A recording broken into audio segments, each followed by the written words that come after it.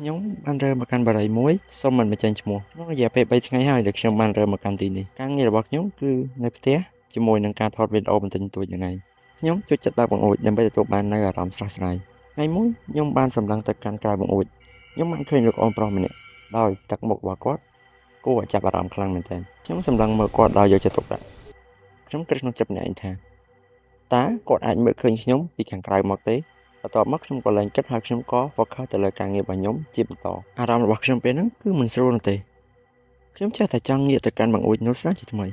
រឿងនៃមនស្សស្មានដល់នោះនៅពេលដែលខ្ញុំបានងាកទៅកាន់បង្អួចនោះសាជាថ្មីអ៊ំប្រុសម្នាក់នោះនៅតែសម្លឹងមកកាន់ខ្ញុំជានិច្ចដោយមិនចង់ឲ្យខ្លួនឯងគិតច្រើនក៏បានមក focus ទៅលើការងាររបស់ខ្ញុំជាបន្តស្រាប់តែពេលហ្នឹងគឺគាត់បានដើរចេញពីមុខផ្ទះរបស់ខ្ញុំអារម្មណ៍ពេលហ្នឹងក៏បានធូរមួយគ្រាទៅលុះស្អែកឡើងខ្ញុំគឺមានការប្រជុំជាមួយនឹងក្រុមការងាររបស់ខ្ញុំអារម្មណ៍របស់ខ្ញុំពេលនេះហាក់ដូចជាមិនស្ងប់សោះតែងតែគិតទៅដល់អ៊ំប្រុសម្នាក់ម្សិលមិញដែលតែងតែសម្លឹងមកកាន់ខ្ញុំដោយមិនអស់ចិត្តខ្ញុំក៏បានងាកទៅកាន់បង្អួចនោះសាជាថ្មីអ្វីដែលខ្ញុំមិននឹកស្មានដល់គឺអ៊ំប្រុសម្នាក់ហ្នឹងបានឈរសម្លឹងមកកាន់ខ្ញុំដូចកាលពីម្សិលដែរខ្ញុំមានអារម្មណ៍ថាតក់ស្លុតមែនទែននៅពេលដែលខ្ញុំបានឃើញហេតុការណ៍មួយនេះខ្ញុំបានភាំងមួយសន្ទុះភ័ក្ររបស់ខ្ញុំឈ្មោះតាថេណាក៏បាននិយាយថាអេសេហាឯងកើតអីហ្នឹងហើយខ្ញុំក៏បានប្រាប់ថាខ្ញុំមិនអីទេខ្ញុំព្យាយាមបដោតទៅលើការងាររបស់ខ្ញុំប៉ុន្តែអារម្មណ៍របស់ខ្ញុំពេលហ្នឹងហាក់ដូចជាមិននៅសុខក្នុងខ្លួនសោះការបញ្ជុំក៏ត្រូវបានបញ្ចប់ដោយភាពតានតឹងដោយមិនអស់ចិត្តនៅក្នុងរឿងនេះខ្ញុំក៏សម្រេចចិត្តចេញទៅក្រៅហើយទៅឈរកន្លែងដែលអ៊ំប្រុសម្នាក់នោះសម្លឹងមកកាន់ខ្ញុំអ្វីដែលខ្ញុំភ្ញាក់ផ្អើលនោះគឺការមើលរបស់គាត់ពីកន្លែងនេះទៅកាន់បន្ទប់របស់ខ្ញុំគឺឃើញខ្ញុំច្បាស់តែម្ដង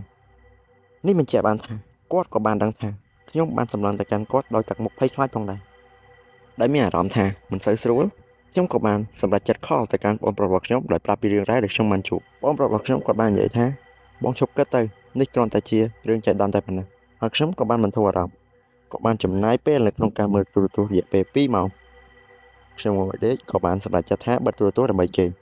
ប៉ុន្តែរឿងដែលមិននឹកស្មានដល់បានកើតឡើងមកលើខ្ញុំសម្លេងគោះទ្វារតោកតោកតោកហើយខ្ញុំក៏សម្រេចចិត្តចេញទៅមើលតាមបន្លោះទ្វារថាតើអ្នកណាគេជាអ្នកមកគោះទ្វាររបស់ខ្ញុំអ្វីដែលខ្ញុំបានឃើញពេលនោះគឺខ្ញុំបានឃើញអ៊ំប្រុសម្នាក់បានដើរចេញពីកន្លែងមាត់ទ្វាររបស់ខ្ញុំទៅហើយខ្ញុំក៏សម្រេចចិត្តបើកទ្វារនោះមើលហើយអ្វីដែលខ្ញុំបានឃើញនោះគឺសម្បត្តិមួយដែលបាននិយាយថា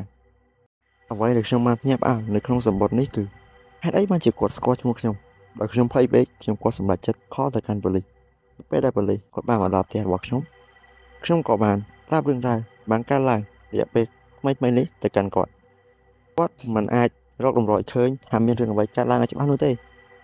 បែបនេះគាត់ក៏បាននិយាយថាបើសិនជាមានរឿងអីមិនស្រួលសូមតាក់ទងទៅកាន់គាត់ជាបន្ទាន់នៅក្នុងយប់នេះគឺខ្ញុំមិនអាចគេងលក់ទាល់តែសោះ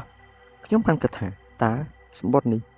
វាអាចតាក់ទងទៅនឹងអ៊ំប្រុសម្នាក់ដែលបានឈរសម្លឹងមកកាន់ខ្ញុំតាមបង្អួចដែរឬទេហើយរឿងតែមិននឹកស្មានដល់ដែលបានកើតឡើងមកកាន់ខ្ញុំលើកទី2សម្លេងគោះទ្វារបានបន្លឺឡើងសាជាថ្មី